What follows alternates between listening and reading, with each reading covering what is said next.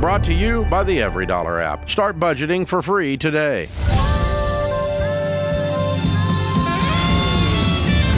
Live from Nashville, Tennessee, this is the Ramsey Show, where we help people with their money, their relationships, their life, building wealth, getting out of debt, all of it. I'm John Delony, joined by my good friend Jade Warshaw, and we are live, taking your calls at 888-825-5225. It's 888-825-5225. Call in from all over planet Earth, and we will do the best we can to get to your calls and answer your questions on just about anything. Let's go out to Chicago, Illinois, and talk to Jake. What's up, Jake? How we doing, brother? Hey, guys. Can you hear me? Yeah, I got you, man. What's up? Awesome. Thank you so much. God bless you both. Thank you. Just calling for a relationship question.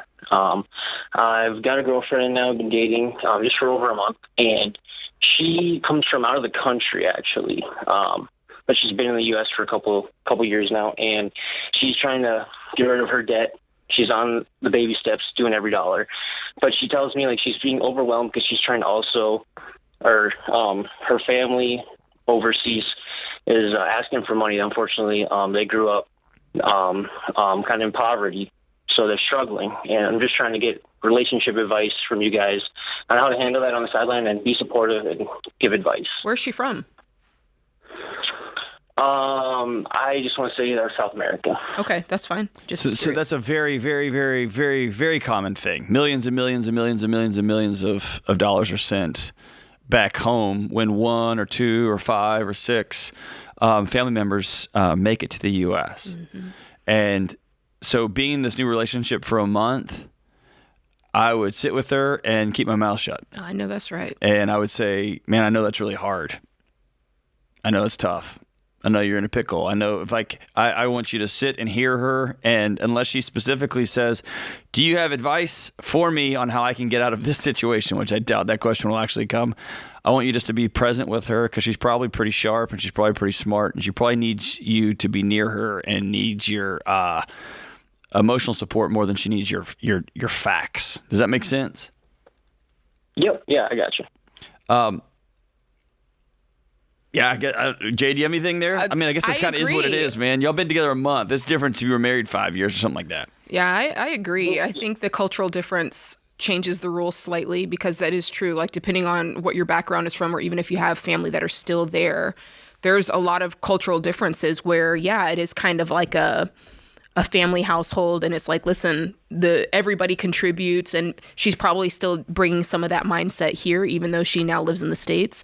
And to John's point, I 100% agree. I wouldn't touch it with a 10-foot pole, and I would let her do her thing for now. And as the relationship progresses, maybe there's a time where you guys talk about it when you're like engaged and that sort of thing. But right now, let her do her thing. And Jake, this is a question that took me about 20 years of being married before I realized it would have been smart for me to ask. And that is, do you want me to give you a solution here, or do you want me just to listen and be with you?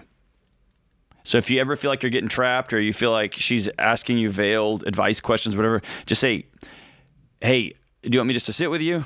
Or do you actually want me to tell you what I think you should do next, and give her an option on what how you should proceed? Does that sound good? Yeah, I like that. Okay. All right, brother. Well, thanks for the call, man. Best of luck to you. Let's go out to George in Tampa. What's up, George? Hey, guys. How's it going? We are rocking on to the break of dawn, brother. What's up? Hey, I just have some death stuff going on. We just bought a house, and we're thinking about moving back to Texas, basically. And the house we bought for $740, currently owed $690 on it. We have $150K of student loans and $25K on a car as well. Got some work stuff going on, so just trying to figure out what's the house worth if you sold it. We think. I mean, we've been talking to a realtor lately. At least we're hoping to at least get $740 up to anywhere up to. She wants to put it on for $799, but in this market, that's what we're kind of afraid of. So you think you'd only break even? Worst case, yes. Oh, okay. You'd break even minus fees, so you'd actually lose money, right? Exactly. Yeah. So I mean, plus the money most of the money we've been putting into is interest. So we just, we only put 5% down originally. Yeah. Why are you moving so quickly? we're kind of, well, two things. We want to get around family. We have a 1-year-old, so we want to get around family, and then we're trying to figure out what to do next. We actually live in Sarasota, but we're kind of bored with it already. We didn't know that when we first got here. Kids kind of changed things and kind of just went into life, started buying stuff. And but you bought a house for $750,000. Well, another thing that's happened. I was making $250,000, and my wife was making 60, and then didn't seem like that crazy thing at the time. Which now I'm thinking about it, it was crazy. And then my job, they did a comp plan change, and then the market's kind of shifted in my field, which is, I'm probably make still good money, like 160, 180. But we've been talking about like maybe resetting, going back to renting for a bit, stacking the accounts again, paying off the student loans, and kind of getting back on track. Can you tell me more about the other debt? Well, we had student loans. We went to private education. How much? Typical, $151,000 left. Okay. Anything else? Just a car payment, which is still something. It's $25,000 left on it. $25,000. Okay. And there's nothing else? No credit cards? Nothing.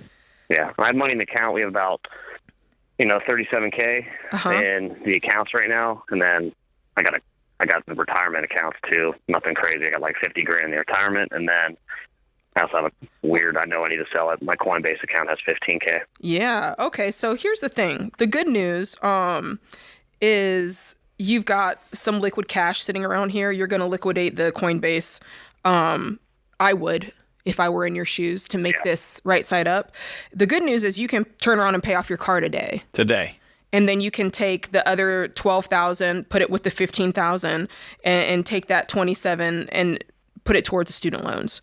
And now you're back in a situation, you got $125,000 of debt, and that's a lot more manageable knowing what you guys' income potential is. Yeah. Right? So I don't think that the solution to your situation is necessarily selling the house unless you can no longer afford it. We can, but it's coming to a point where it's like, is it becoming more worth it in a way? Because we really want to move, and that's another factor that's kind of playing into it. I don't know. So you don't love the house. That is a big factor. If you don't love the house, I don't want you to move at a loss if you don't like the house. I'd like to wait till you got right side up and just be patient. Yeah. What percentage of your income is the house after your take-home pay? Take-home pay? That's a great question. I don't know that answer, to be honest with you. On top of my head, I should. But, that's okay. Let's figure it out. Let's think about it. So what are you guys taking home right now? Taking home, I get paid biweekly, and right now I'm getting paid around $5,000 biweekly. And then she is... That's 10. Probably pulling... Yeah, she's pulling in like, $2,000 on her checks right now. Okay, so that's 12. We're on commission, so it varies slightly, but usually around 12. She's pulling $2,000 a week or $2,000 a month? $2,000 a week. $2,000 every. She's semi-monthly, so 2 payrolls a month. Okay, so 14,000. That's all you need to look at. Figure out what 25% of that is, and then you're going to see, okay, can we actually afford this? If you can't, that's a good indicator. It shouldn't be any more than $3,500 a month. So that's what you're looking at. I would not sell the house simply to pay off this debt. If you hate the house and you're right side up, be my guest. But I don't think it's the solution that you need to get your behavior on point. There you go. And I will say, one time I took a check to closing to get out, and it changed my life. So make the right call. We'll be right back.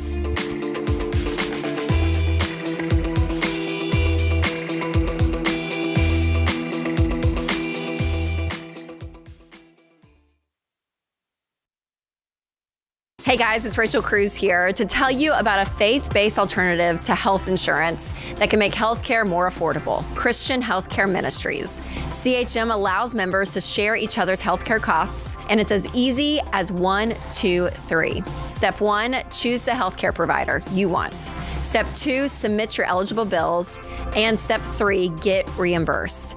CHM members take care of your eligible medical bills. With no networks and the freedom to choose your healthcare provider, CHM is the best option for Christians who want to take care of their families and help other believers. Find out more at chministries.org/budget.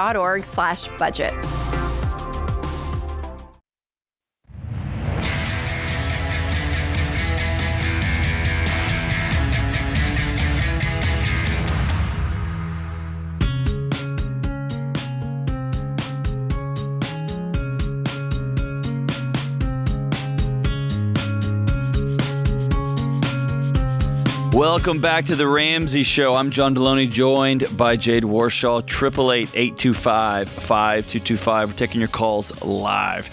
Listen, we're doing something that we've never done before.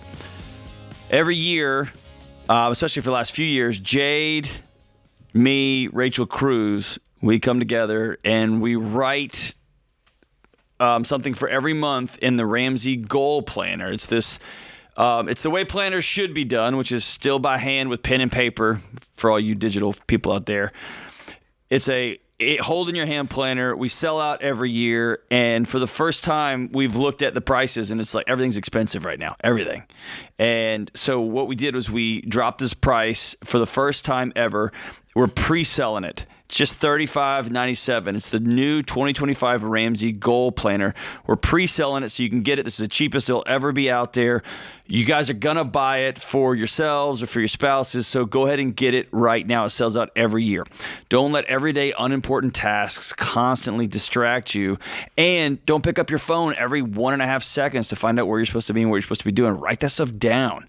Write it down. Again, it's packed with expert guidance from Rachel, from Cruz, from me, from Jade.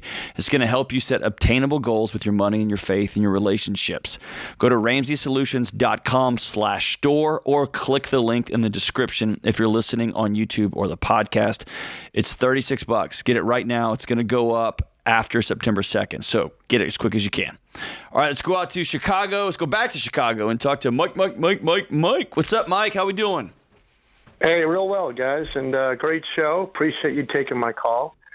Question for you. So I have a pretty gifted athlete in the family, and she has the opportunity to play volleyball at the Division I level. And the question really is, she's had offers to play at Ivy League schools pretty much throughout the East Coast, but do we take the route and go to Division I that's not Ivy? Fortunately, I'm in a position where I could afford to send her to an Ivy League college, but do we go and send her somewhere and go for free? Or is there a lot of value, or is there value in her pursuing that Ivy education? Would she just walk on to the Ivy League team, or does she have an opportunity? Yeah. Yeah, great question. No, she would be, a big member on the team, but it really comes down to, I'm in business. I'm a business guy. So is there value in her playing at one of the Ivies and spending, as a family, probably $500,000 for that 4-year education? Or where'd you get that number? Where'd you get $500,000? I know. Tell me about it. No. I mean, like my world is universities, and that seems like a lot. It's $100,000 a year, at least. Yeah, that's what admissions has told me. At a Cornell or a Brown or a Dartmouth or a Harvard. It's up to $100,000 a year. $100,000 a year. Is that tuition, room, board, everything, all in, travel? Yeah, that's all in. Yep, you betcha. Yep. Okay.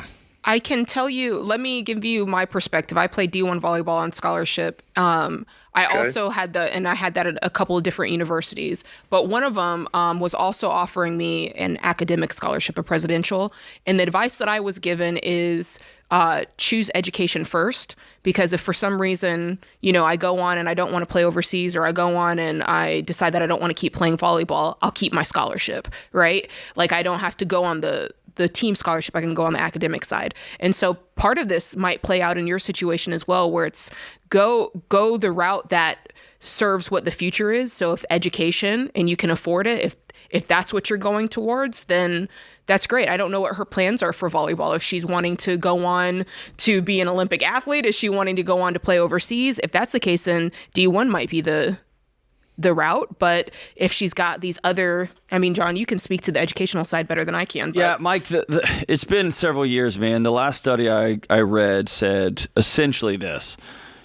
And again, this is before everything blew up and there's been all the drama on all these college campuses before all that stuff. If your kids could get into a Ivy League school and it was not going to put your family out of business, that there was an ROI to them attending. And the ROI, weirdly, was less about the particular education and more about the people that they would be going to school with. because those people would leave and start businesses and hire your daughter, or your daughter would start a business and hire these folks, and it's the creme de la creme, right? The other side of that is I went to a tiny little NAIA school, and I did all my grads work at a gigantic D1 school, and my family's doing all right. Jade's family's doing all right. And I can't imagine someone with a straight face can look at you and say, pay me $400,000 over the next 4 years. That just seems out of whack to me. It must have gotten just insane the last 36 or 48 months. But I have a hard time telling you to go spend $500,000 when you have it free right in front of you. At the same time, if I could do it without hurting my family, and my kid wants to go to an Ivy League school, I'd probably send him. Let's get bigger numbers. What's your net worth? I don't know. Enough. Plenty. Yeah, enough. I'd rather not get into huge detail, but yeah. All right. Yeah, enough. Tell me what the pause is on your end. There's really not I just think that it's not a huge pause on my end, but I do work in the field of business, and I didn't go to Ivy. And like yourself, I think I'm doing okay. And I do know people that did go to Ivy, and they're probably not doing as well as people who like you and I. So tell me about your kid. I think she wants to probably go into medicine. That would probably be something that she wants to do. So that's why I'm encouraging that direction for her to go to the Ivy. But the offers that she has from non-Ivy are very reputable schools as well. But I know how challenging it is to actually get into an Ivy and to have the ability to use athletics, like I've always told her, to use athletics as a vehicle to do something bigger and better in your life. And this is a prime example of an opportunity that's really hard to pass up. But it's quite a bit of money. And for her, I would do it for her, and I would do it for all of my kids. But I just wanted to get your perspective because you talk about money and deal with scenarios often. So I'll tell you the doctor that saved my life, the doctor that I call regularly, and the doctor that I eat with on a regular basis went to a giant research university. Sure. Yep. And is extraordinary in medicine, is now a professor at a top-tier medical school after practicing medicine for all these years. I think the only patient that continues to nag him to death is me. It sounds like you have an extraordinary daughter who knows hard work, who's also brilliant, who's also learned hard work and work ethic from her dad and learned character from her parents. And to be honest with you, those type of students are going to, you can send her to a local community college, and she's going to hit every pitch that comes down the way out of the park. So I think you're one of the rare families that I would actually say that let's talk about fit, and let's talk about where your daughter wants to be. Like what group of young people is she going to thrive being around? I think you made a great statement earlier in the conversation about the research as to who is at these schools, and sort of like next steps and what happens after graduation and the network, because you can't play volleyball forever and you can't play athletics forever. So I think that's sort of the thing that's in the back of my wife and I's mind is like the value and sort of what will happen and who she can interact with and meet and relationships that can be formed. But I still have a little bit of reservation. Dude, you get it. I'm telling you right now, I was a dean of students at a law school, at a public law school. Some of the most brilliant, competent, amazing kids of character. They're amazing. So you can't just lump that into these different places. I'd actually, gosh, I'm thinking out loud here, and I've got no data to back up what I'm saying, but I would almost be more tempted if there was we're going to go into some sort of AI field, some sort of research field, some sort of quantitative, let's go down rabbit hole. I'd be more likely to send a kid to an Ivy there than in medicine. I want my kid around gritty, hardworking, let's all study, let's all figure this thing out and serve our communities. And you can find those kids anywhere. I don't think you're in a wrong spot.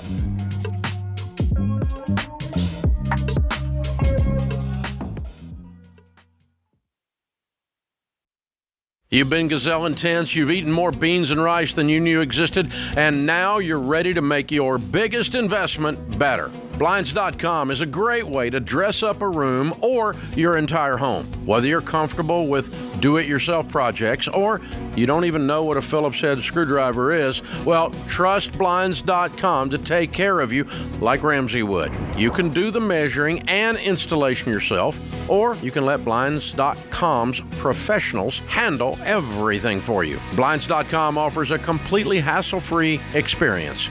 Count on them to deliver stylish window treatments from premium brands without the premium markup. You'll never have to deal with pushy salespeople in your home just to get a quote. But you can count on free shipping, free samples, and a 100% satisfaction guarantee so that you can rest easy.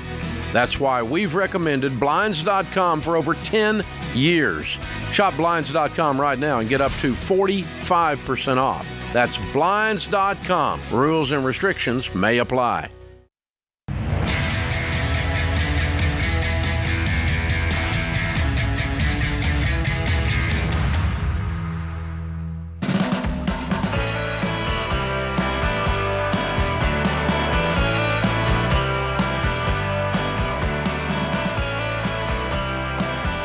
Welcome back to the Ramsey Show, 888-825-5225. Let's go out to Las Vegas and talk to Luke. Hey, Luke, what's up, brother?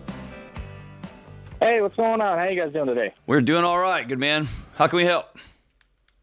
So I'm about to come into a large lump sum of money. I'm not sure the exact number, but $700,000 to $800,000. Wow. An accident settlement. What kind of accident? And it was two-vehicle accident with me and a semi-truck interstate. Are you okay? I have two pretty serious injuries. I've had a couple surgeries already, and I'm going to need a lot more in the future.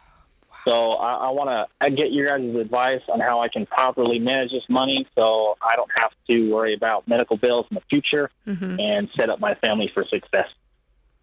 What's the nature of your injuries? Because I know some surgeries that can cost $800,000 without blinking.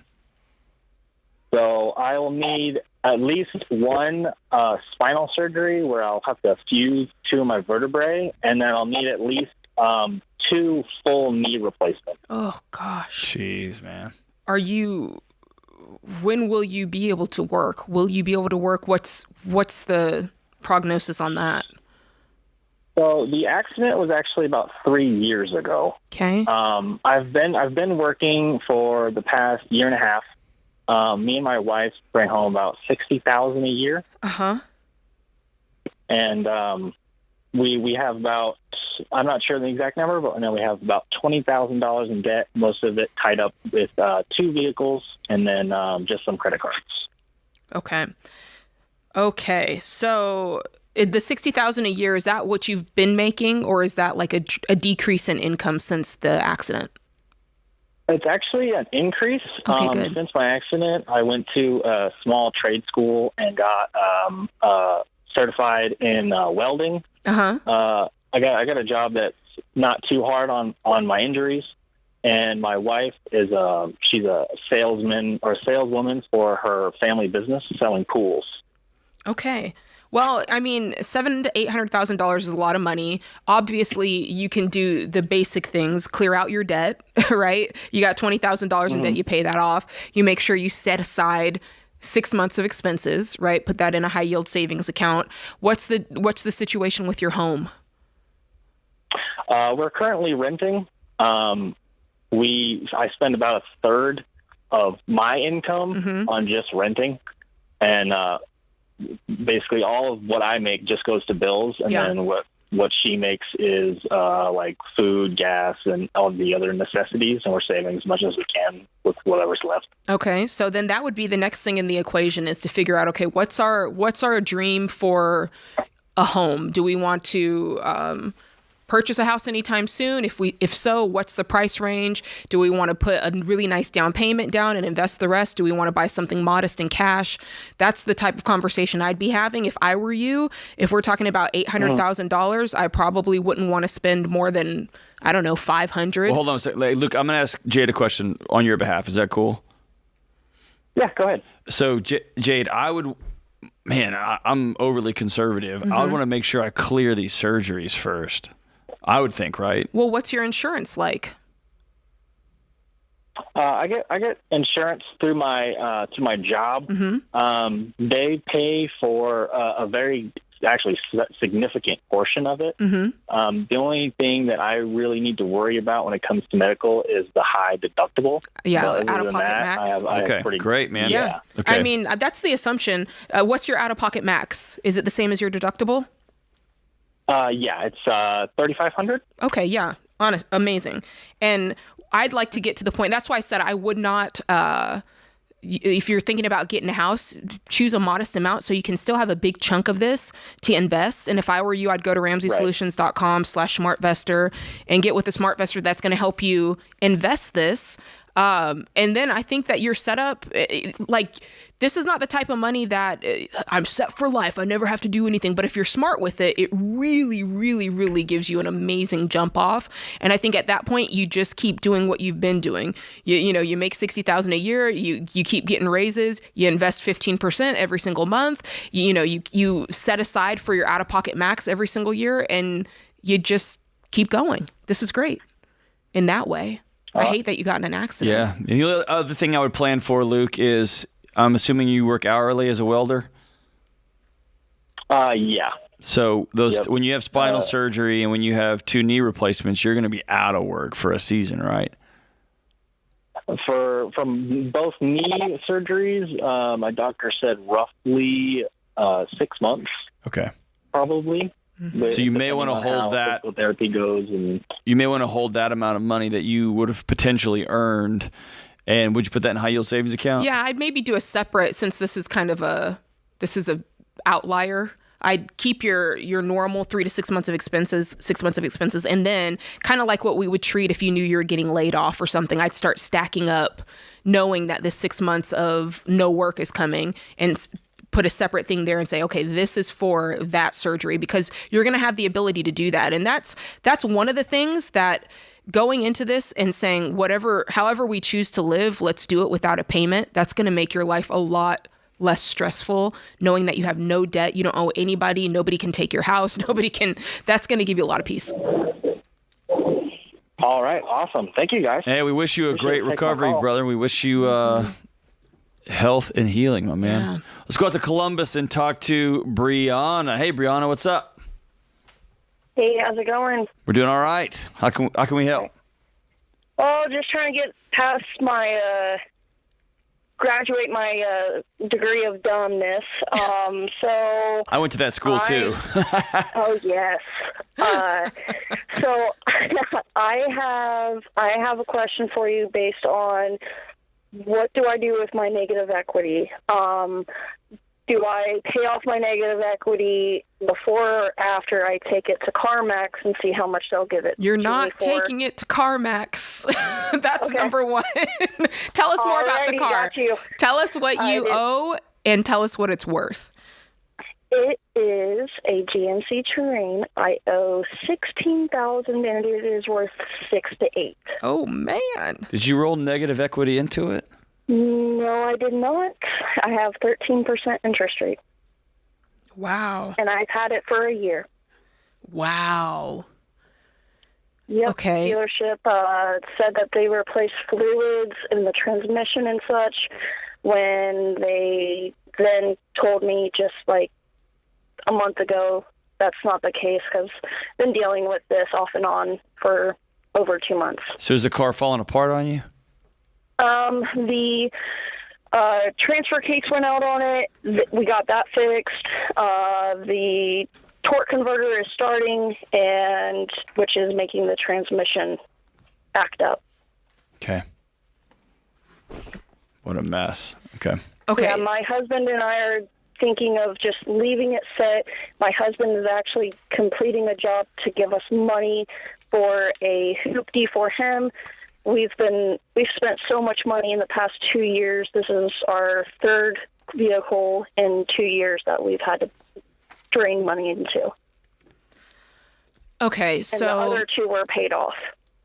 What other debt do you have? Let's put this in perspective. What other debt do you have? So that terrain, a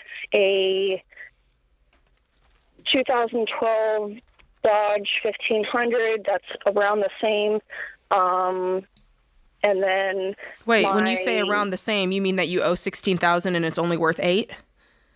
No, it's the truck is worth the payments. Well, the loan is for $16,000. Not sure what it's worth. Okay. Here's the thing that you need to. Here's what we need to talk about when it comes to these cars, really quickly before we go.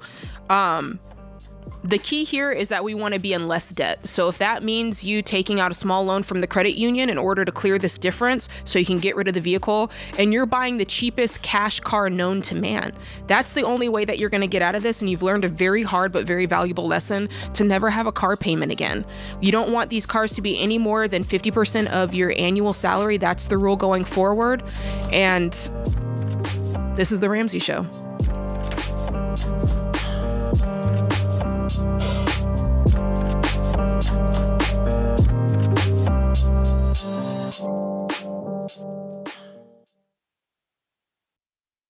You know, one of the first things I discovered working in the financial world is how absolutely devastating it is when the breadwinner of a family dies and there's too little life insurance or none at all. Grieving families are suddenly left behind, scrambling to pay bills and trying to make ends meet.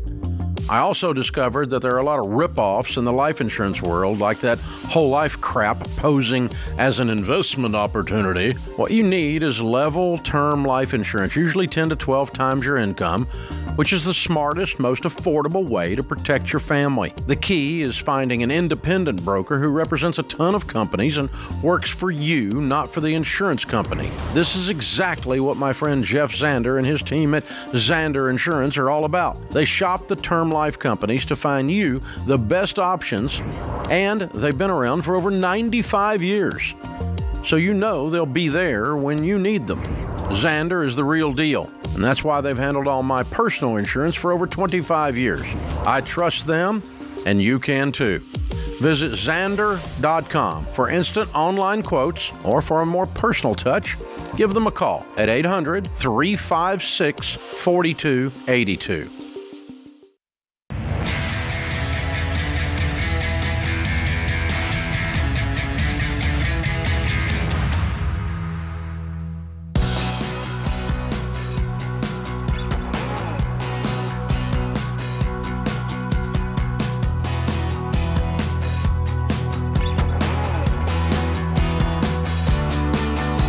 Welcome back. This is The Ramsey Show, 888-825-5225. The Ramsey Show question of the day is brought to you by Why Refi. If you're in default with private student loans, contact Why Refi. And obviously, we don't encourage letting your loans get to default. And we also don't encourage everybody to go consolidate everything. There's a very specific challenge, and it's these private student loans. And we teach responsibility, but these amounts have some of you struggling, and this is a way forward. Why Refi was created for people in your very situation. So go to whyrefi.com/Ramsey. That's REFY.com/Ramsey, and this may not be available in all states. Today's question comes from Evie in Massachusetts. She says, I do not feel comfortable sharing finances with my boyfriend, though he's been eager to do so. He's supposed to contribute to our monthly bills, but it is always a few months behind. His truck and boat payments are set up to auto-withdraw from my accounts. At any given time, he owes me around $15,000. This has been going on for 5 years. He works for himself, but that work is only really busy for 4 to 6 months of the year, during which he makes really good money. He wants to get married, but I cannot allow myself to be legally tied to him unless he turns everything around. I had a recent cancer diagnosis and feel like I need to make a will to protect my assets for my children, and I'm scared to let him know my wishes. Honestly, he's a good man who loves me and my children more than anything. I love him and trust him. I'm just at the end of my rope with his inability to manage money responsibly. I think in addition to why refi, this question is also brought to you by some sort of hemorrhoid ointment, because I have those based off this call. There's a delusion going on here. Yeah, I think the first thing Evie needs to do is go to a mirror and look in it. He does have an inability to manage money, and you do too. You've got his truck and his boat payments coming out of auto withdrawing from your account. Ooh. You're sharing money with somebody you're not married to, and you've got kids from, I'm assuming, a previous marriage. My. And y'all are all tangled up in this mess with no legal protection. And it's an absolute wreck. And by the way, if you quote unquote love him and trust him, your body wouldn't be screaming at you to not have this level of vulnerability and openness with him. There's something else here. I think you want to love him and you want to trust him, and he's not proving trustworthy. And you're finding yourself in a situation that you don't want to be in. Jade, these things, like, it's like by degrees, right? Yeah. And you wake up and you are completely underwater and you can't swim, you can't breathe, and you're chained to the bottom of the pool and you don't even know how it happened, and it's just easy to blame somebody else. Mm-hmm. But wow. I mean, I feel like just looking at, obviously we could point out the obvious things. Like you said, you're not married and you're sharing finances. Everything's coming out. Like, there's some things that are very obvious, but then there's like, listen. This guy only works 6 months out of the year. He only works 6 months out of the year. But I'm like, the track record doesn't. No. The financial track record is terrible. If you're saying it's been like this for 5 years, yeah, that for me, and I'm not the expert here, but I'm like, that feels, that's tantamount to just using you. That feels, that's the way it feels. Yes. I'm only getting that from this, one letter here, but that. Let me say it this way: behavior is a language. Yeah. And he's told you for 5 years, I don't care what you think. I don't care what you feel. I don't care about your kids. I care about working really hard for a couple of months out of the year, half the year. I care about my truck and I care about my boat. And let's get married. All right? Like, you said it best. He cares about himself. And at the end of the day, Evie's got to care about Evie. Well, what would cause her and so many of us to get comfortable with a situation that's clearly so dysfunctional? Again, like, it happens by degrees. I think it can be that we so badly want, and sometimes we feel like we need a situation, a job, a marriage, a relationship to work, because we can't see ourselves on the other side of that we just wash over all the negativity. Other times it happens, like I say, it happens just 1 inch at a time. He comes home and he bought a truck and he auto drafted out of your says, account. Hey, can we do this on your account? We're just gonna put it all. I'm just gonna put it all in the account. That big check's coming next month, and it'll be fine. And that check doesn't come next month. And then he's like, he gets a boat, and it's fun for the kids. And suddenly you wake up, and it's been 5 years, and you realize, oh, I'm building a life with somebody that I don't trust, that doesn't work, that doesn't tell me the truth. Yeah. And I don't know how to untangle this. And the easiest way to untangle things is just to start pointing fingers at other people. And really, the first place you got to go is the mirror. When you find yourself all wound up, you got to go to the mirror first. So what would we say are action steps for her? Because she wrote us a letter. She's like, I'm at the end of my rope. She thinks it's just a money thing. We know it's far beyond that. So what's the action steps? I think action step number 1 is to sit down and say, from this point forward, I'm not auto-drafting stuff out of my account. I have to protect me and my children. Yeah. So your stuff goes to your account. So we separate the funds. That's numero uno. Number 1. Number 2, if you're not going to contribute financially, you're not living in this home. And that's a bigger question, which is, you keep asking me to get married. You want to build this life, and you are not showing me on a day-to-day basis that that's the world you want to create. And I can't. She's thinking logically about, like, I got to protect my family. She's just doing it in a sideways way, which I need to make a will to protect my assets. No, you need to stop letting somebody else just take money out of your account. It's almost like she's thinking through a marriage lens of, hey, we're sharing our money, we're making a will. If I'm sick, he's taking care of my kid. But they don't have that institution in place to protect them. Yeah, right. it's not and truly in place. She's doesn't have a person that she trusts or is a person of integrity that's doing this with her. Mm-hmm. Right. So I would begin to say, what can I control out of this situation? I can control my bank account. I can control what money comes out of my account. I can control whether I'm going to continue to play house for 5 years with somebody that I don't trust and that doesn't work even year round. I mean, those are the hard conversations. And by just looking at this, I think we all know what that means. Yeah. Well, big red flag is I'm scared to let him know my wishes. That's it. And if you are with somebody for 5 years and you can't sit across the table and be honest and vulnerable and open, I mean, that person's not for you. That's a tough situation that you find yourself in. So, Evie, I'd call somebody who can walk through this with you because it's a tangled mess. This is like a whiplash on an open-faced fishing reel, man. This is hard to just untangle all by yourself. And so get somebody with you and walk alongside you. And at the end of the day, you're worth more than this mess that y'all have created together. We wish you peace in your relationships. Yeah. Let's go out to San Antonio and talk to Jesus. What's up, Jesus? I'm up against the clock, so get right to your question, all right? I got you right now. Thank you guys for taking my call. You got it. What's up? So my car just broke down. I still owe $6,000 on the car loan, and I had $13,000 in student loans. I've done my first baby steps. I saved $1,000 as an emergency fund. I paid my credit cards off, and I currently have a job that makes $87,000 a year. Apart from the need for a car, I just don't know how to save, and as silly as it sounds, I just started listening to the Ramsey show. So my mind is changing on how to use money. I guess my biggest question is, what's my action step, my next action steps? I mean, so you've got the $6,000 car, but it's broken down right now? Correct. How much is it going to cost to fix it? But maybe $3,000. Okay, that's a lot for a $6,000 car. Have you been putting that kind of money into it a lot lately? No, not at all. Not at all? Okay, then we're getting it fixed. You got to be able to get around. So how quickly could you, if you temporarily pause the baby steps right quick, how quickly could you get that money together to get this car fixed? Car fixed? I have it already. Oh. I have it already, but I was wondering if I should. So I already been approved by my bank with a $25,000 loan. No. Yeah. You just told me the car was broken down and it cost $3,000 to get it fixed. Fix it. The goal is to get out of debt, brother.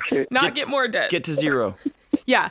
John makes a good point. Okay. If you don't hear anything else from this call, you can't solve a problem while simultaneously creating it. Debt is your problem. If you keep borrowing money, you're going to continue to be in debt. So you've got to draw a line in the sand. You say, I'm not borrowing money anymore from this point forward. Spend $3,000, get your car fixed, and then it's on to baby step 2. You list the debts out from smallest to largest, so the car comes first. You put as much money as you can to that debt till you pay it off. Then you attack the student loan.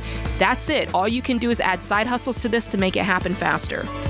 That's it for hour 1 here on The Ramsey Show. We'll be right back. Hope to see you soon.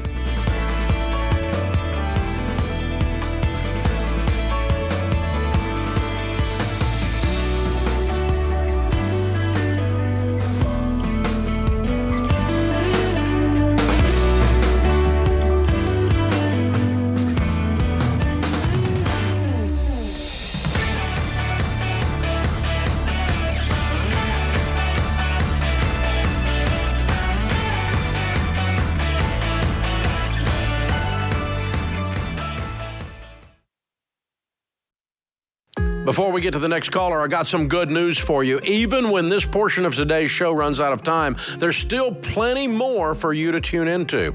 Just head on over to the Ramsey Network app to finish today's show for free, right there on the home screen.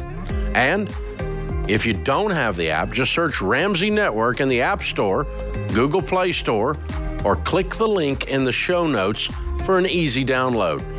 You never know what call's coming up next, so finish today's episode in the Ramsey Network app today.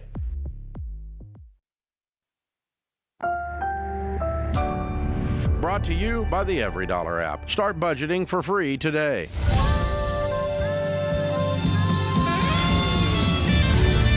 Live from the headquarters of Ramsey Solutions, it's The Ramsey Show. I'm John Delony, joined by Jade Warshaw. We're here to help you with your money, your relationships, your mental and emotional health, your work, whatever you got going on in your life.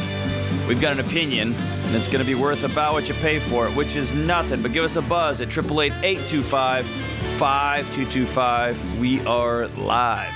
Let's go out to Laredo, Texas. and talk to Joshua. Hey, Joshua, what's up, man? Hi, Dr. John Delony and Jade Warshaw. I'm fanboying so crazy right now. I can't believe I'm talking to you guys. Dude, we're fanboying too. It's great to hear from you. What's up? Well, I'm just having a lot of trouble with how to emotionally, how to deal with my mother and my wife's relationship and my mother's relationship with my sons. What's going on? Yeah, what happened, man? I just feel like my mom could do a lot more for her own grandkids and to be able to fix a relationship with my wife.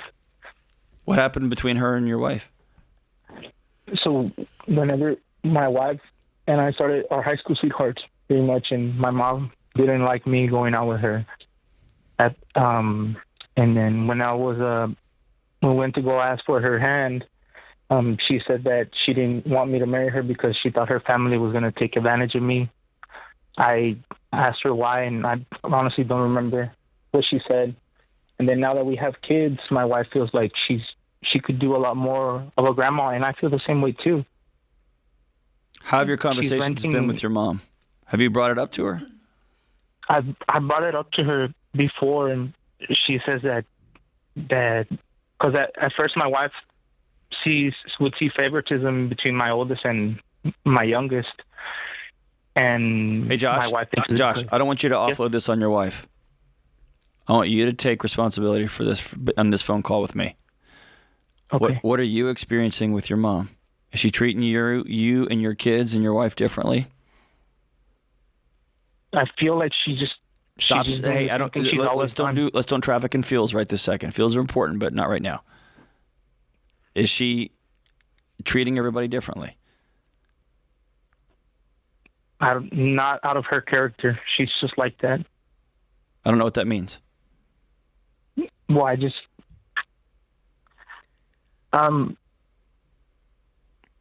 she always helps out everybody else before herself and her own family. That's what I feel. Okay. And have you sat down and said, "Hey, Mom, I would love for you to be more involved in our family, and here's a couple of ways that you could do that"?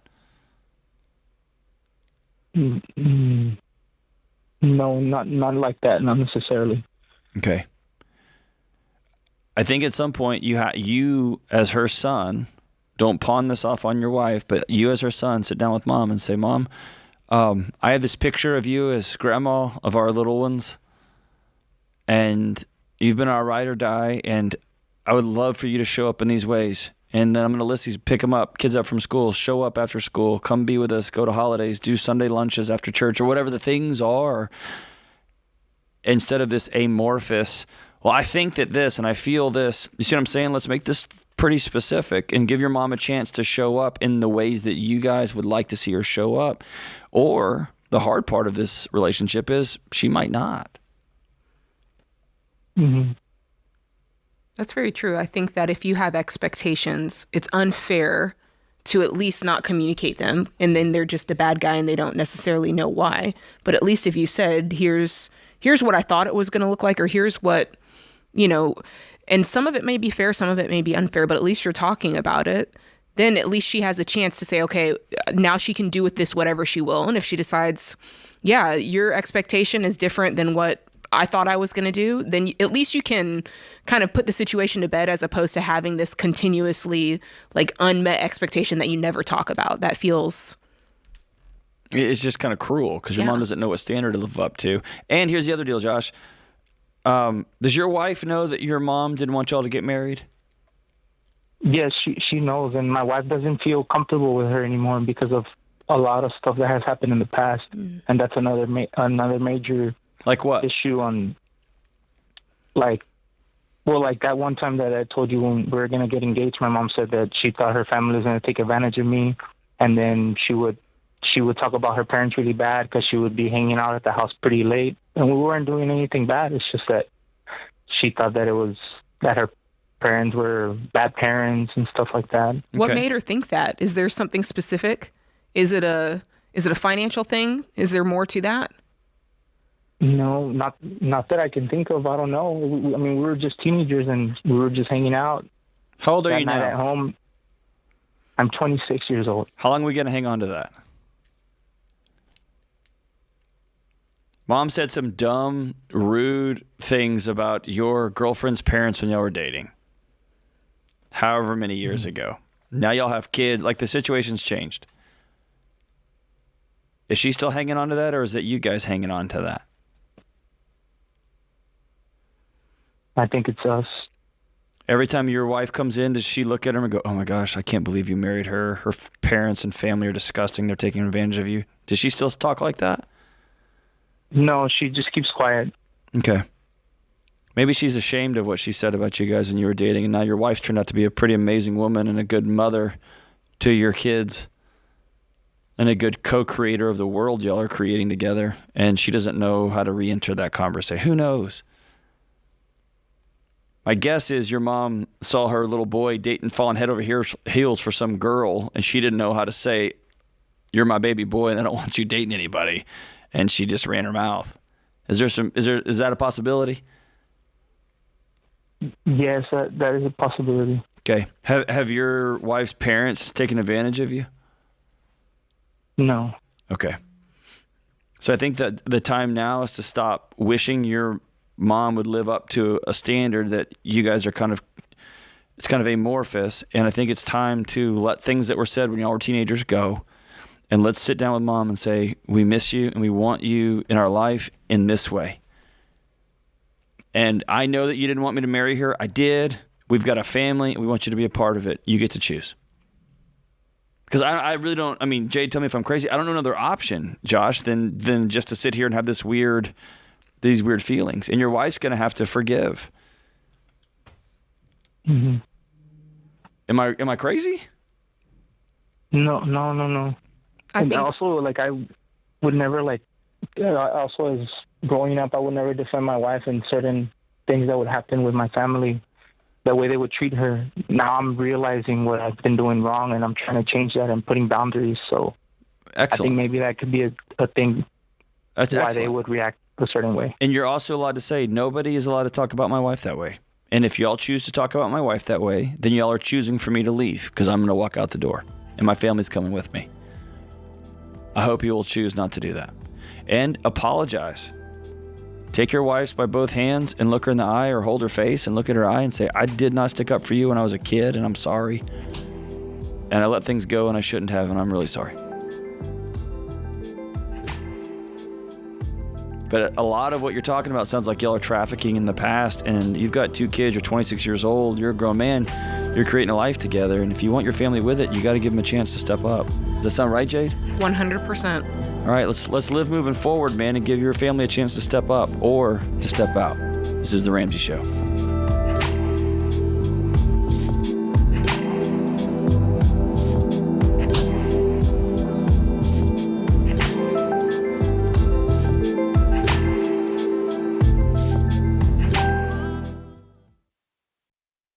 Your home is probably the biggest purchase you'll ever make. And with the real estate market like it is now, you'll need a mortgage company you can trust. That's Churchill Mortgage. You guys, buying a home is not a button push. It's a process. It takes building a relationship with an expert who will dig into the details and give you peace of mind without busting your budget. Churchill is one of the highest rated lenders in the country. And they're Ramsey trusted because they do what's right for you. Go to churchillmortgage.com to get started.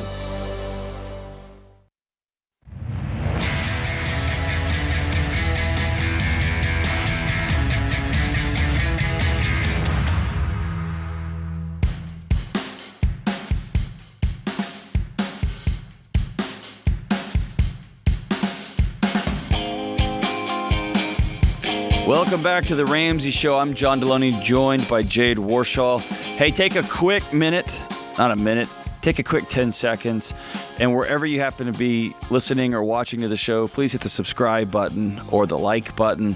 Leave a 5-star review. It just makes such a difference. It kicks the show up into the algorithms, and it puts this important information in front of millions and millions of people who otherwise never would have seen it. And all of us are worried. And all of us are looking around saying, hey, what we're doing is not working, but nobody has a light in the darkness. And that's what this show is. It's totally countercultural. Don't owe anybody anything. live free. Let your families go through life with peace inside your home. And man, just a quick like and subscribe can help get that information and that spirit into so many more homes. So thank you so much for doing that for us and for your neighbors, for you. Let's go out to Pittsburgh and talk to Tyler. Hey, Tyler, what's up, brother? Hey, Tyler. Hey, I'm doing good. How are you? That's you, man. I'm John. Good to see you. I can't see you. Good to talk to you. How about that? Let's just start the whole thing over. Hey, Tyler. Hey, how you doing, John? Great. What's up? Hey, nothing much. So I'm looking to purchase a McLaren 600 LT Spider. The car is $223,000. Well, that's just a couple $100,000. Good for you. Thank you. But it's probably going to be the biggest purchase of my life next to the house that I live in. Can I tell you something hilarious? I'm currently negotiating with James Childs over like a 98 4Runner. Like literally, he just stuck his head in to talk about it. So go ahead with your McLaren purchase, Tyler. Yeah, so I'm just looking for some professional advice here on the purchase because obviously it's a pretty hefty price tag. Mm-hmm. I think I'm in a good financial position to afford the car. What's it cost? But I wanted to turn to some experts. The cost is $223,000. Wow. I just don't even know how to act. Okay, cool. I'm going to act really nonchalant. Cool. Okay, cool. What's your net worth? It's around $1.4 million right now. Nice. Okay. Looking good. Let's find out, are you paying cash for the car? I can, but I know that there's also benefits with a leasing structure. I own a small tech company. So I also am earning about 5.3% right now on my high yield interest savings account. So, if I should leave some money in there or if I should pay cash for the car. I mean, if you're calling us, the only way I would get this car is if you paid cash for it because you can afford it and it's done and done. I'm assuming that you don't have any other debt laying around that would change my mind here. I've got $15,000 on another auto loan, but that's locked in at 3.5 right now. And since my savings account is earning more than that, did you say you have a $15,000 loan laying around?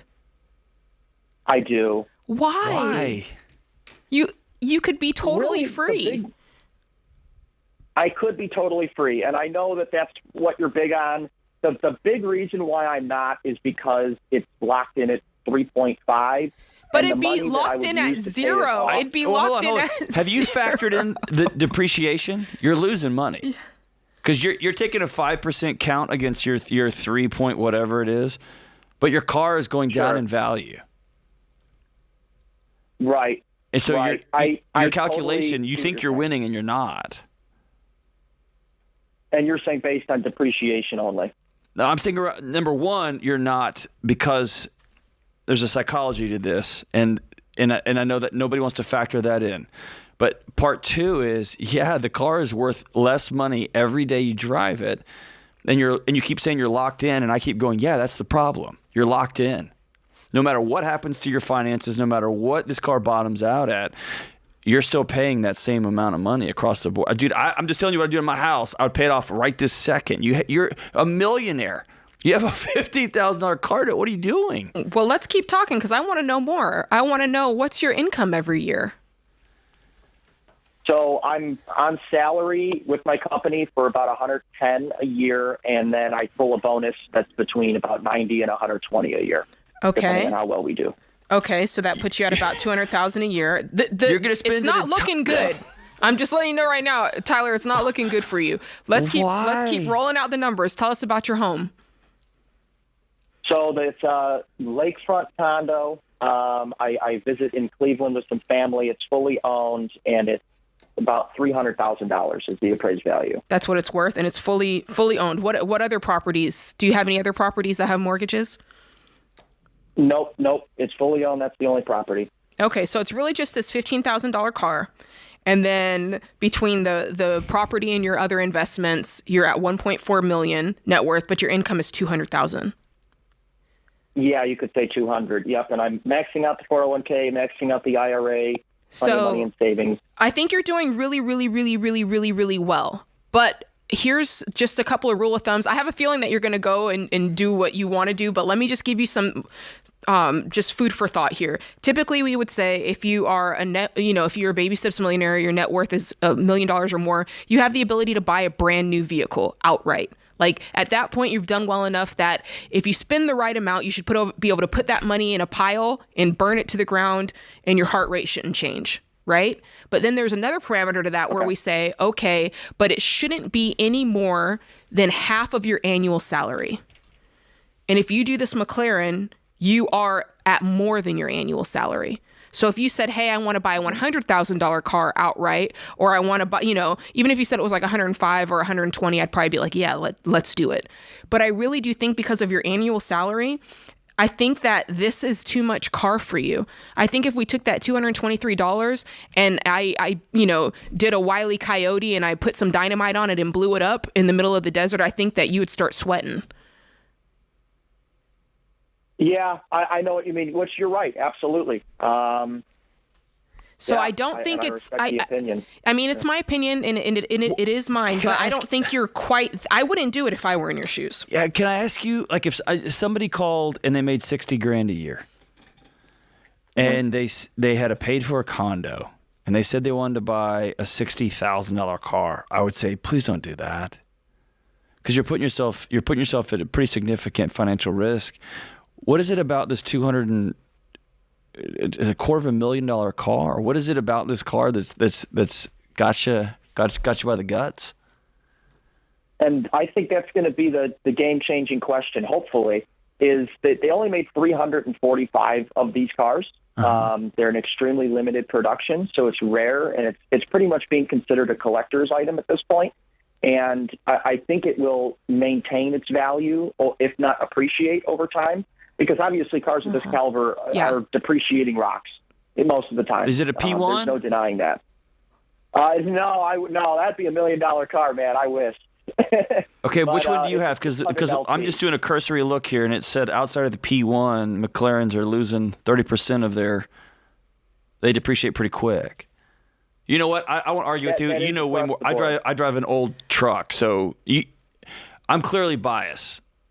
I'm clearly biased here. Like I just don't put money in depreciating assets. If you think it will go up, I just can't imagine spending a whole year's salary. Well, there's a part of this scale, though. Let's be honest. Let's go back to that, half of your yearly salary. There's a part of that equation that if your net worth were a certain amount, I'd throw that. Jade would throw that out the window. So you can hold me to that. At 1.4, and knowing that if you were pulling out of this investment to make that happen and make you go down to 1.2, I just don't feel comfortable with that. If you had called me and said, hey, my net worth is even $3 million, I might be like, oh, okay. Yeah, all right. Or what's your cash position, brother? Yeah. How much cash do you have in the bank? In the bank right now, I've got about $350,000. And that's aside from the $1.4 million. That's a part of the 1.4. It's a part of the 1.4. The 1.4 is obviously the condo that I own, and then the EBITDA of my business, which I'm the sole owner. If I'm you, if I woke up in your shoes and I loved cars the way you did, I feel like it's too soon. I'm still sticking to that 50% rule. If my net worth were higher, I'd probably reconsider. So do with that what you will. I want to try to convince you to get a nice new Highlander. Stop. He's not getting a Highlander, John. Get a Highlander. I'm not even getting a Highlander, John.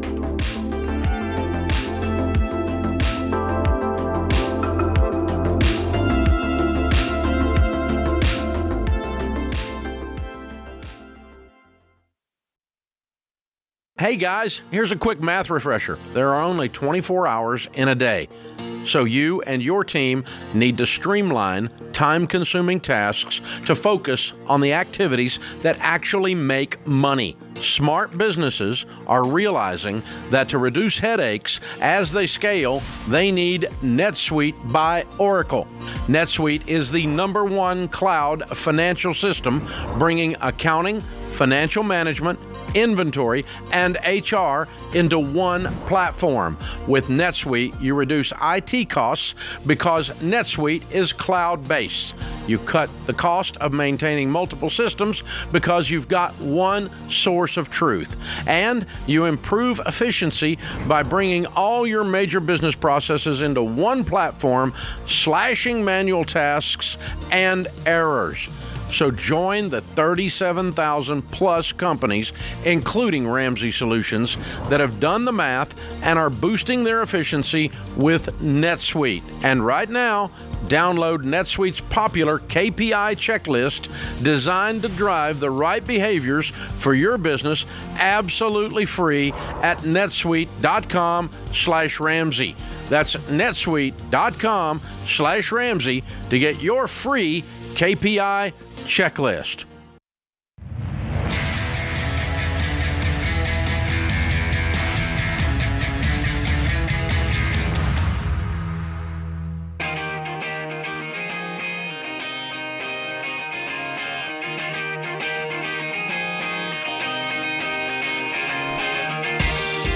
Welcome back to the Ramsey Show.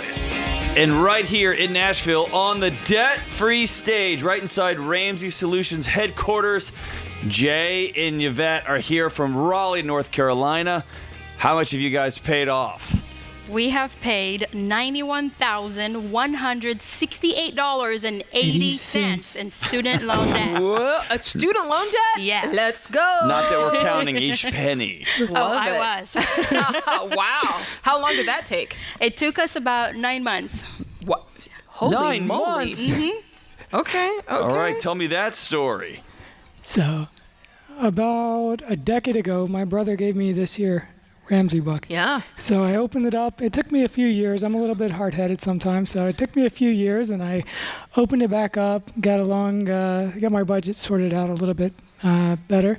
Once we got married in December 17, 2022, my wife and I sat down. We had a planning and financial and planning meeting in which we laid out the plan for our next so many years, five years or so financially, what we wanted to do and what kind of life we want to have for and how we're going to serve God. And so we laid out, 3 years worth of debt repayment that we was going to take, and we didn't want to put life on hold just so that we can pay off debt for years and years and years and get off and stay on that treadmill.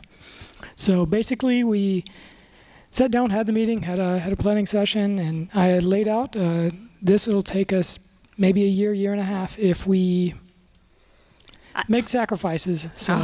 So what were you making? Because you did this in 9 months. Yes. So when we first started out, we were making about $125,000 between the two of us. Okay. I am a registered nurse, and my husband is a technical engineer with Cisco. Okay. So then once we finished the plan and we realized we need to increase our income if we want to do this in less than 3 years, which is what we calculated it would take us to do if we stayed with the current income. So then as a registered nurse, I had some options on what I could do. Yeah, you did. So we talked it over, and we're like, okay, well, let's do travel nursing. So we looked into it. He's the numbers guy. He lays out the budget and he looks into them. We research, we look to see what areas and what each region of the country we're paying. So we decided to move to Missouri, St. Louis, Missouri for about a year. Wow. And then there increased our income drastically, I would say. And that's the reason it took us 9 months. So what'd you increase it to? Between the two of us, ended up being about a little over $200,000 between the two of us. Holy crap. Yeah. Wow. That's amazing. So you dropped it from 9 months, from 3 years to 9 months. Correct. And that took, though, and man, what y'all did, we talk about this off air a lot. Just like, man, somebody calls and they say, hey, I want to live in Manhattan. I want to be a book editor. I want to pay off $100,000 in student loans. And we always say, man, one of those variables has to give. Yeah. And y'all said, we are going to make a 1 year sacrifice living in a town with a community of people we don't know, a place we don't know. But we researched it. Here's where we can get the most bang for our buck, right? The lowest cost of living plus the highest return. And I'm assuming, Jay, you can work from anywhere? Work from home. That's amazing. And y'all just moved somewhere. Did y'all still live there, or have y'all now moved? We are on our way home, actually. Come on. I love that. Just hold on. We're going home. So great. The book you're holding is The Total Money Makeover. Right. Tell me, what was the light bulb moment? Like, what made you go, you know what? Yes, this guy knows what he's talking about. I'd say over years of listening to the program on the radio, it takes a while for it to sink in. It's not a distinct moment. Mm-hmm. So, and that's the same as any kind of journey you're on. It takes some time for things to sink in. Mm-hmm. Same for you, Yvette?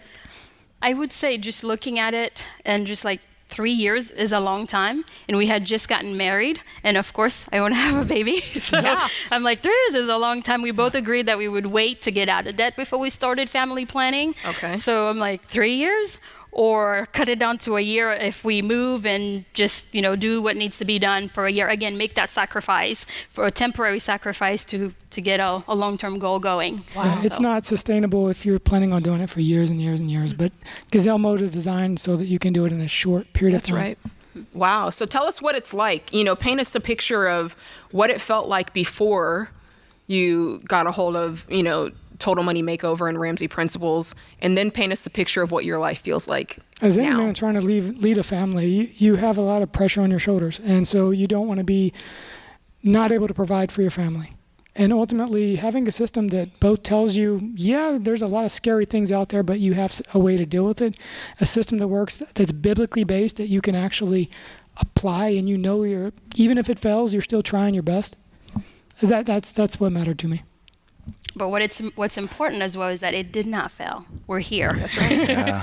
That's right. Hey, Yvette, can you speak to those who are out there, they are in love with somebody who loves himself a spreadsheet, and they don't. And they have dreams. I know, I can see it. And they have dreams for what they want their life to be. And if it wasn't for that spreadsheet-loving friend of theirs or marriage partner of theirs, they would just go on about their life. There can be some shame there. There can be some, I brought this debt into this marriage. There can be that heaviness, right? And it sounds like yep, here it is. It's on a table, and there's a lightness about you that was like, yep, I did, and we're going to go make this right, and then we're going to get on about our lives. What would you say to that person who doesn't want it on the table, doesn't want to talk about it, is carrying that, well, this is my debt. I brought this into the marriage or this whatever relationship I'm in. What would you say to that person? For me, first of all, I didn't really feel the burden that I brought the debt into the marriage, because it was very clear that, okay, this is ours now. Mm-hmm. Before we got married through premarital counseling, good on you, Jay. That's awesome. We decided that we were going to put our things together and become one. So I didn't really have any burden on that in that regard. I love that. However, as far as bringing things into the table, when he brought it over, we had probably a 2-hour-long business meeting that for me, and I was just like, I need a break. Can I get a little bit of a break after 5 minutes? Like, do it in fragments for me, kind of thing. That was one of the greatest 2 hours of Jay's life. Yes, business meeting. For me. Yeah. But after that meeting, and once I saw the numbers and it made sense, I was like, okay, let's do what we need to do. And the most important things out of all of this is the fact that we came under one unified plan. Mm-hmm. I saw the plan. I agreed with the plan. I knew what it would take to put that plan into action, but I also saw the work that he put into it, and that together we could do it. So it was just selling me on that. Together we can do it. Together we can do it. So we agreed, we unified ourselves, and we did it. It took 6 months after we were married before we actually did the travel nursing. Right. So it was not forcing it on her to up and leave. I can't put that on my wife. That's not wouldn't be fair. Sure. So it took 6 months. So once we laid it out, and then we saw the numbers. 6 months later, it wasn't like, hey, we're married, we're jumping and doing it. Good for you guys. So who is your biggest champions through this time? I would say our families. They've been through the journey with us, just kind of like Kieran's like, sorry guys, we can't do this. We're getting out of debt. I'm sorry, we can't do this weekend. We're trying to get out of debt. Uh-huh. So they were very patient with us, just understanding as well, just like, hey, I'm sorry, this cost a little too much. Uh-huh. And of course the budget, we stuck with the budget. And even with us, if there's something that we need to buy or want to buy rather, it's just like, where's the money coming from? Mm-hmm. I'm the spender, so she keeps me alive a little bit on that. Oh, you're the spender? I'm the spender, so. Which is weird, right? Yeah, the nerd is the spender. Interesting. But we have a That's question. Like Dave. Yes, we have a question. All right. Is it in the budget? There you go. Yeah. There you go. Well, Jay and Yvette, paid off $91,000. Say the number again. I'll let you say it. $91,168.80. In 9 months, you packed up, you moved across the country, y'all made a whole bunch of sacrifices, and you knocked this out because you've got bigger dreams ahead. We're so proud of you. Thank you. Come down to it. Count it down. Let's hear your debt-free scream. Ready? 1, 2. We're debt-free! Oh, yeah.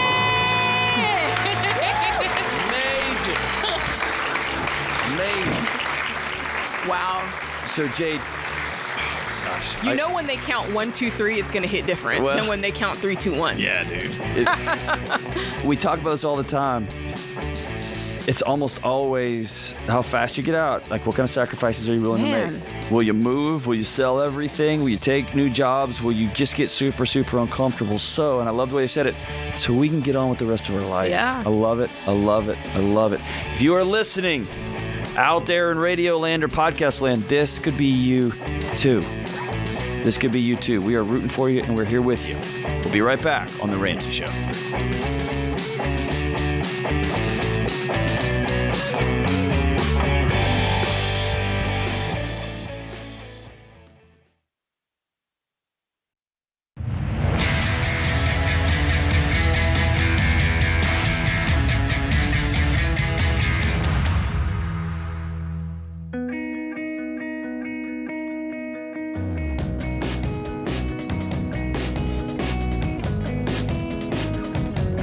Welcome back to The Ramsey Show. I'm John Delony, joined by Jade Warshaw. 888-825-5225. That's 888-825-5225. All right, we are heading into the fall, and it's time. It's time. Those of you out there who went BA and NAS with your money this summer, going to every summer camp and sending your kids to every whatever, traveling, we'll just pay for it later. Well, later is here.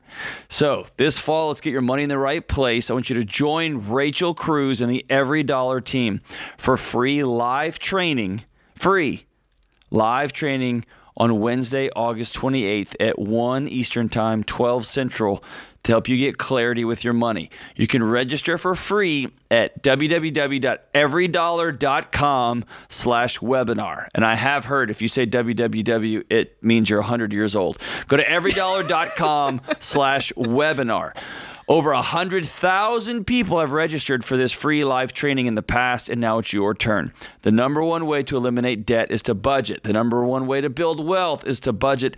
And the number one way to get on the same page with your spouse about money is to budget. The number one way to eliminate stress in your financial life, you got it, is to budget. It's time. You know it's time. No shame. Let's just sit down and get this stuff squared away. everydollar.com/webinar. August 28th, free with Rachel Cruz. Let's go out to the 505 Albuquerque, New Mexico, and talk to Esmeralda. Hey, Esmeralda, what's up? Hey, guys. I just had a question. I'm right now engaged. I've been with my fiance for 5 years, and 5 years. Tell him to let's go. I know. We're kind of not in a rush. We'd like to get all our debt and all our baggage out of the way before we kind of tie the knot. Why? Why? Trust me, you're going to bring plenty of baggage into this marriage, both of you. Well, he was married before and got out of the divorce some debt, and I guess he just kind of wanted to start fresh in this new venture. Oh, so you're saying he wants to clean up his debt before marrying you? Is that it? I believe so, yes. How do you feel about that? Are you fine to jump into it together? I've been supportive 100% of the way, and I'm ready to get our life started, but I do understand where he's coming from. What's the debt? How much is it? So I think he's about $25,000-$30,000 in the hole right now, and I have a little bit of debt myself. How much? I have about $40,000. 35 is my car, and 10 in, I guess, personal loans and credit cards. Did you know that you can go further, faster together? I've been listening to Ramsey and everybody on the Ramsey network for about a couple of months now, and I'm really kind of just trying to get everything in control, and I really want to get debt-free, and I want to jump into this. I'm ready. Yeah, I think you tell him that. Getting him on track with me. Yeah, I think that's the conversation you need to have, because it's one thing to not be in a rush, but 5 years is like a snail's pace. It's like a snail past you. it's pretty slow. Yeah, it's crazy how the time has passed. Listen, and this is not just for you. This is for anybody listening. Debt is not a reason to postpone your life together. If you're with the person that you know you want to marry, debt is not a reason to postpone that. Work together. Pay it off together, get married. Like that, it's not, I know a lot of people call in and they say, well, as soon as I get myself together, then we'll, as soon as I pay off my debt, then we'll. And I'm like, I don't I've been with the same person for like 45 years. I'm still getting myself together. I got a long way to go. So you're going to figure it out. The bigger conversation is that you're on the same page about money. Do you see what I'm saying? It's not about, hey, I have $50,000, let me clean it up. She has $70,000, let her clean it up. Because you could both clean up your debt, but if the behavior hasn't changed, that same person's going to go back into $50,000 or $70,000 of debt. So the most important thing is, if you want to get yourself together before getting married, then decide what your views are on money and debt going forward. So that's the only thing that you need to get on lock, financially beforehand. So I'd be asking him, I'd be saying, listen, we both have debt. We both had lives before we met each other and we both made mistakes. Okay. How do you feel going forward? Because I've been listening to this Ramsey thing, and maybe don't even say that first. Just let him say what his views are. And then you go, okay, got it. And then you say, well, if they're opposing, say, well, I've been listening to this, Ramsey network, and I really don't want to mess with debt anymore. I really want it out of my life. I know that we have plans to clean up our debt, but I don't even want to go into debt anymore after that. And those are the things you need to be talking about. And I really want to build wealth, and I really want to be one of those people that invests, 15% of their money into their 401k. Like, those are the things that you need to be talking about. Not paying off your debt before you say I do. And so we've been really good about putting into our 401k, getting things set up. We're doing really well in that aspect. It's just kind of, I guess, taking control of the little bits of debt that we have outside of that. Once it leaves the account and goes directly into the 401k, it doesn't bother us. It's having to pay it is, I think, what kind of scares him. And he says sometimes he doesn't like to look at his bank account and see how much money he has, and he's kind of nervous about that. So I thought about maybe combining our bank accounts. No. Okay. As the great Beyonce said, not until he puts a ring on it. No. Oh, she also said, no. That's right. Dude. Okay. Esmeralda, no. Do not combine your bank accounts.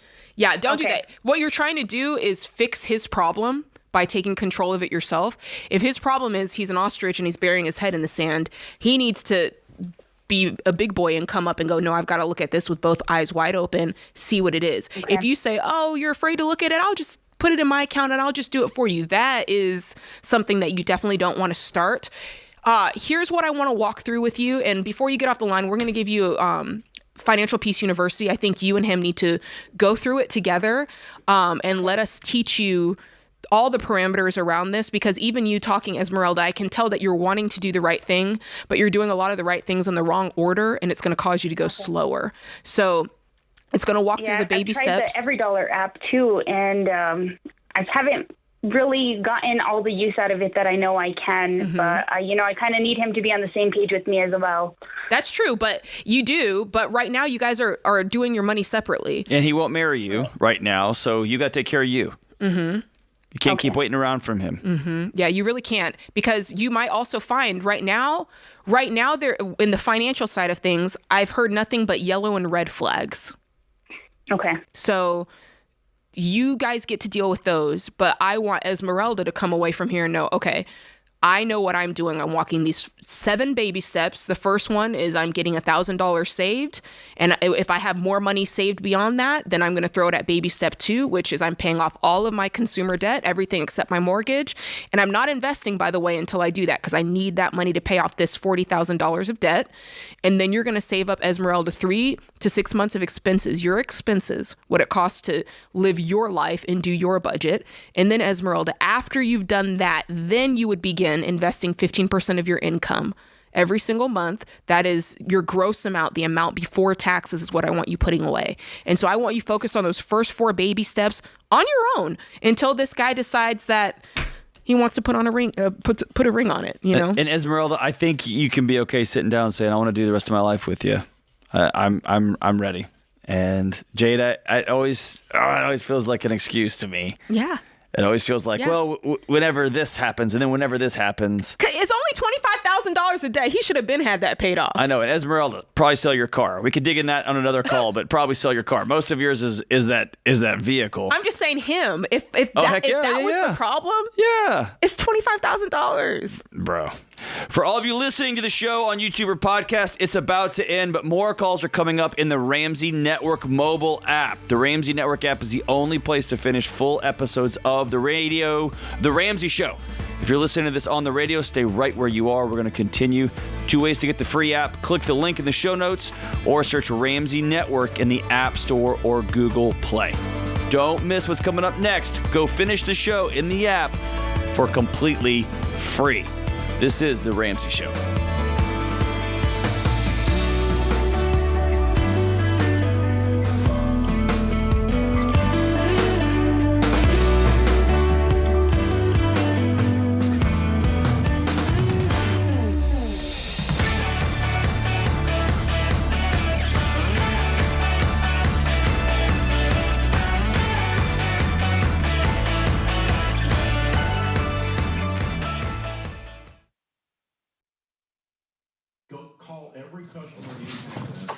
Hey, what are you still doing here? You know the rest of the show's happening on the Ramsey Network app, right? So you got to jump over there to continue watching. You can download it for free. Just go to your app store, type in Ramsey Network. It's completely free, and I'll drop a link in the show notes to make it easy for you. So if you're watching on the app, you're in luck. But if you're watching anywhere else, this show is over for you. So jump onto the app and let the fun continue. All right. Go on now. Don't make it weird. Okay, I got nowhere to go, so you need to go. Okay, bye-bye now. All right, it's getting weird over there, guys. What do we do?